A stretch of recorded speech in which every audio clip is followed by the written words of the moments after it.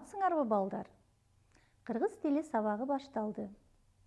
Сабакка даяр болсоңор, анда баштайлы. Сабагыбыз ийгиликтүү өтсүн. Мен силерге жагымдуу маанай каалайм. Балдар, сүрөттү карагылачы. Бүгүн эмне жөнүндө сүйлөшөбүз деп ойлойсуңар? Тапкылачы. Сабактын темасы цирк. Силерге абдан кызыктуу болот деп ойлойм. Бүгүнкү сабакта цирк деген эмне? Цирк кандай? Ал жөнүндө эмнелерди билесиңер? Эмнени, эмнелерди деген суроо бергенди, ага жооп бергенди үйрөнөсүңөр. Анда балдар, жаңы сөздөр менен таанышып алалы. Менин артымдан кайталап айткыла. Оюн, маскара поз, жаныбарды үйрөтүүчү, ат үстүндөгү оюндар, сакталып келген. Эми балдар, бул сөздөр менен түзүлгөн сөз айкаш, сүйлөмдөрдү окугула. Оюн, кызыктуу оюн. Сүрөттү карагылачы. Акробаттар кызыктуу оюн көрсөтүштү. Маскара поз. Күлкүлүү маскара поз. Бөбөгүмө күлкүлүү маскара поз жагат. Жаныбарды үйрөтүүчү. Мен чоңойгондо жаныбарды үйрөтүүчү болгум келет. Балдар, жаныбарларды үйрөтүүчүлөр каалаган жаныбарды үйрөтүп көндүрүп алса болот экен. Ат үстүндөгү оюн.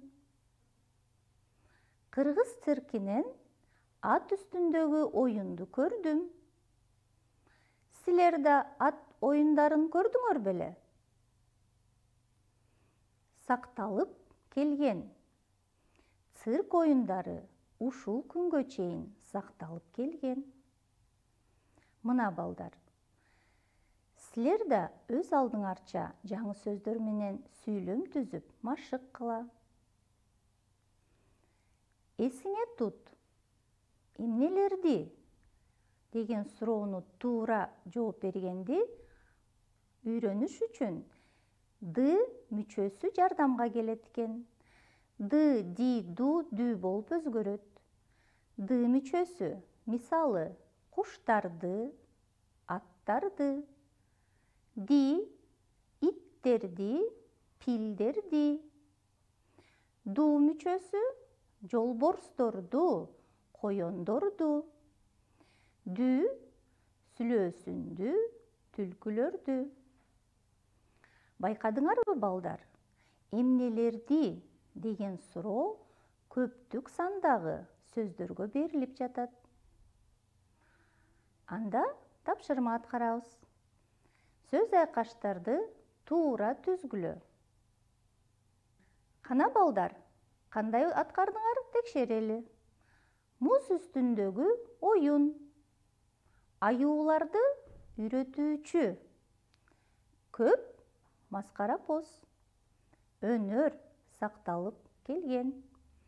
Силер да ушундай аткарсаңар азаматсыңар. Цирк деген эмне? Цирк бул латын тилинен циркус, тегерек же айлана деп которулат. Дүйнөдөгү бардык цирктер тегерек формасында болот. Бир нече цирктин имаратын көрөлү.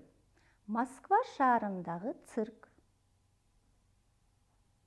Лас-Вегас шаарындагы цирк.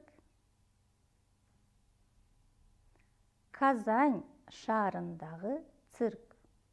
Көрдүңөрбү балдар? Бардыгы тегерек формасында. Билип алгыла рубрикасы. Цирктин жаралыш тарыхы 18-кылымдын аягында башталган. 1770-жылы англиялык кавалерист Филипп Астлей, кээ бир маалыматтарда Эстлей деп берилет, ат үстүндөгү оюндар мектебин ачат. Жыл өткөн сайын ар кандай жанрлар кошулуп отурат. 1780-жылы ачык асман астында айлана формасында манеж курган. Кызык экенби, балдар? Бул цирктин жаралуу тарыхынан бир аз болсо да маалымат алдыңар. Эми текст менен таанышалы. Көңүл коюп уккула. Цирк эң байыркы өнөрлөрдүн бири. Майрам күндөрү акробаттар, жаныбарларды үйрөтүүчүлөр оюн көрсөтүшчү. Мындай оюндар ушул күнгө чейин сакталып келген. Кыргыз элинин улуттук оюндарында да цирктин элементтери болгон. Мисалы, ат үстүндөгү оюндар, аттарды, куштарды үйрөтүү. 1962-жылы Кыргыздын биринчи цирк труппасы түзүлгөн. Балдар, бул имаратты тааныдыңарбы? Ооба, бул цирктин имараты. Кыргыз циркинин имараты Бишкектин Фрунзе көчөсүндө жайгашкан. Анда кыргыз циркинин артисттери өз өнөрлөрүн көрсөтүп турушат. Эми текстти өз алдыңарча окугула.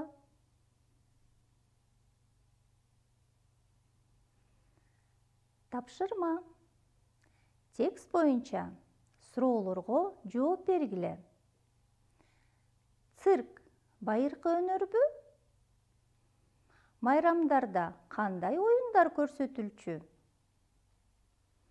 Кыргыз элинин кайсы оюндарында цирктин элементтери бар? Кыргыздын биринчи цирк труппасы качан түзүлгөн? Сага цирк жагабы? Эмне үчүн жагат? Балдар, өз алдынча аткаргыла. Сен циркке барып келдиң. 7-8 сүйлөмдөн кем эмес баяндама жаз. Таянычты пайдалан. Кана балдар, цирк кандай? Цирк жөнүндө эмнелерди билесиң? Билип алгыла. Дүйнөдөгү бардык цирк ареналарынын өлчөмү бирдей болот.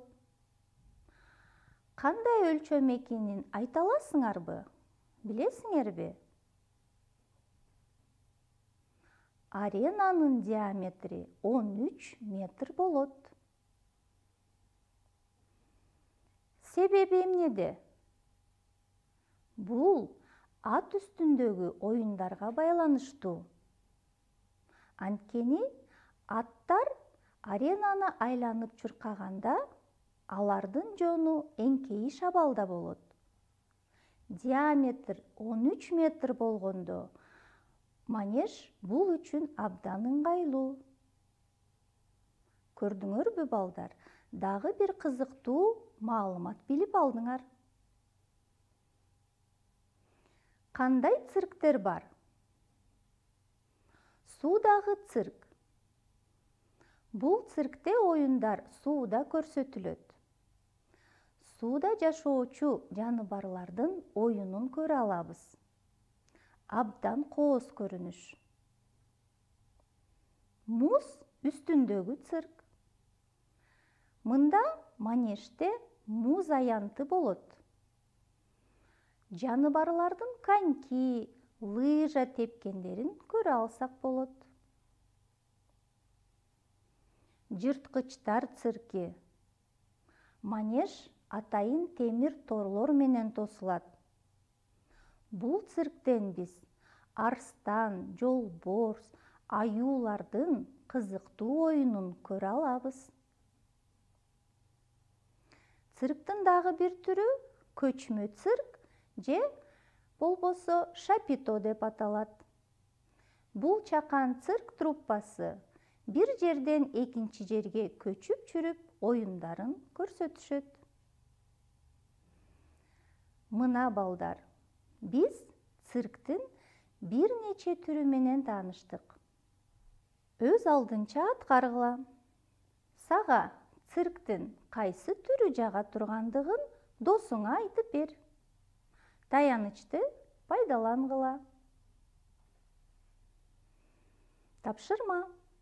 Сүйлөм түзгүлө. Чачылган сөздөрдөн туура сүйлөм түзгүлө.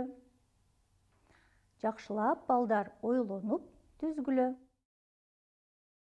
Канаанда балдар, сүйлөмдөрдү кандай түздүк текшергиле.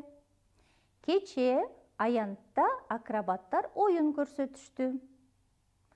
Ат оюндарында цирктин элементтери бар.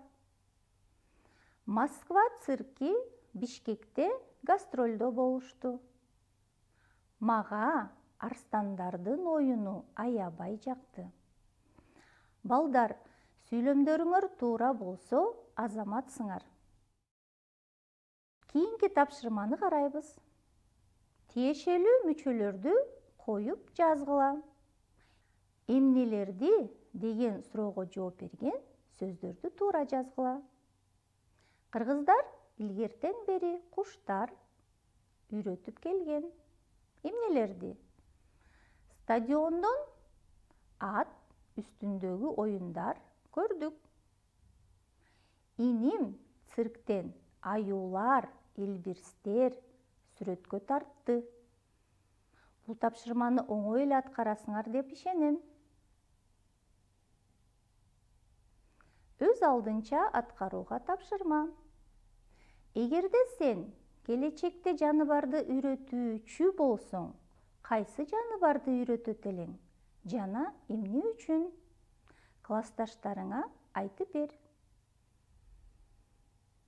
Балдар, келгиле сабакты жыйынтыктайлы. Цирктен кандай оюндарды көрө аласыңар? Ойлонуп жооп бергиле. Акробаттардын оюнун, дагы жонглёрлорду көрө алат экенбиз. Жаныбарларды үйрөтүүчүлөр,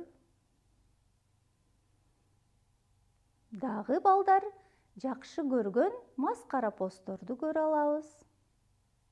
Ошондой эле аба гимнасттары. Азаматсыңар балдар. Бүгүн силер цирк жөнүндө көп нерселерди билип алдыңар деп ишенем. Ушуну менен кыргыз тили сабагы аяктады. Көрүшкөнчө саламатта болгула.